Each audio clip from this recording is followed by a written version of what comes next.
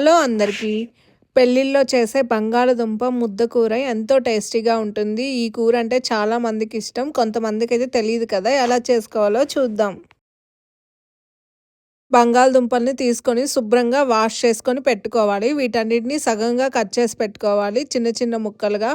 ఎందుకంటే కుక్కర్‌లో వేసినప్పుడు ఉడకడానికి ఈజీగా ఉడుకుతాయి. నేను చూపించిన విధంగా ఈ సైజులో అయితే ముక్కల్ని కట్ చేసుకొని మనం కుక్కర్‌లో ఉడకబెట్టుకుందాము. లేకపోతే గిన్నెలో అయినా ఉడకబెట్టుకోవచ్చు వాటర్ వేసుకొని తగినంత. కుక్కర్ అయితే 2, 3 విజిల్ వరకు వచ్చే వరకు అయితే ఉంచుకోవాలి. నేనైతే విజిల్ పెట్టడం లేదు కాబట్టి ఓపెన్ చేసి ఉడికాయో లేదో టెస్ట్ చేసుకుందాము. ఇలా ఫోర్క్‌తో అయితే గుచ్చినప్పుడు మొత్తం ఎళ్ళిపోతే ఉడికినట్టు, లేకపోతే ఉడకనట్టు. సగమే ఉడికింది కాబట్టి మళ్ళీ పెట్టుకొని ఇంకొక 10 నిమిషాలు అయితే బాయిల్ చేసుకుందాము.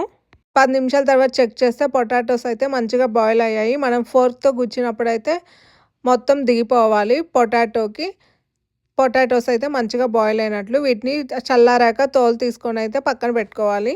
ఈ కర్రీకి మరింత టేస్ట్ ఇచ్చేది ఈ పచ్చిమిర్చి కారం అనమాట. మన టేస్ట్కి తగినంత 10 నుంచి 15 వరకు పచ్చిమిరపకాయలు వేసుకొని దాంతోపాటు అల్లం, జీలకర్ర, వెల్లుల్లిపాయలు కూడా వేసుకొని మెత్తగా గ్రైండ్ చేసుకోవాలి. తర్వాత ప్యాన్ పెట్టుకొని ప్యాన్ హీట్ అయ్యాక ఆయిల్ వేసుకొని పోపు వేసుకోవాలి. తర్వాత ఎండుమిర్చి, కొంచెం కరివేపాకు కూడా వేసుకొని పోపు హీట్ అయ్యాక ఆనియన్స్ కూడా వేసుకొని గోల్డెన్ బ్రౌన్ కలర్ వచ్చే వరకు అయితే వేయించుకోవాలి. ఇలా 2 నిమిషాలు మూత పెట్టుకొని మగ్గిన తర్వాత మనం ముందుగా రెడీ చేసి పెట్టుకున్న పచ్చిమిర్చి కారం కూడా వేసుకుందాము. ఇది కూడా లైట్గా ఆయిల్లో ఫ్రై అవ్వాలి. మధ్యలో తిప్పుకుంటూ తర్వాత రుచికి తగినంత ఉప్పు కూడా వేసుకొని మళ్ళీ ఇంకోసారి కలయబెట్టుకోవాలి. తర్వాత ముందుగా తొక్క తీసి పెట్టుకున్న పొటాటోస్ కూడా లైట్గా స్మాష్ చేసుకొని అయితే ఈ పచ్చిమిర్చి కారంలో అయితే కలుపుకోవాలి.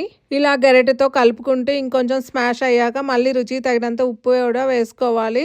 ఎప్పుడు రెగ్యులర్గా చేసుకునే విధంగా కాకుండా ఇలా చేసుకొని తింటే పొటాటో కర్రీ చాలా బాగుంటుంది. బాయిల్డ్ పొటాటో విత్ పచ్చిమిర్చి టేస్ట్ అయితే చాలా బాగుంటుంది. భోజనాల్లో అయితే ఎక్కువగా ఈ కర్రీని పెడుతూ ఉంటారు. తర్వాత పసుపు కూడా వేసుకోవాలి. కారం వేసుకునే పని లేదు, ఎందుకంటే పచ్చిమిర్చి కారం అయితే సరిపోతుంది ఈ కర్రీకి. అదే టేస్ట్ ఇచ్చిద్ది కాబట్టి. తర్వాత ఫైనల్గా నేను గార్నిషింగ్కి ఉల్లికాడలు అయితే యాడ్ చేసుకున్నాను, లేకపోతే కొత్తిమీర కూడా యాడ్ చేసుకోవచ్చు.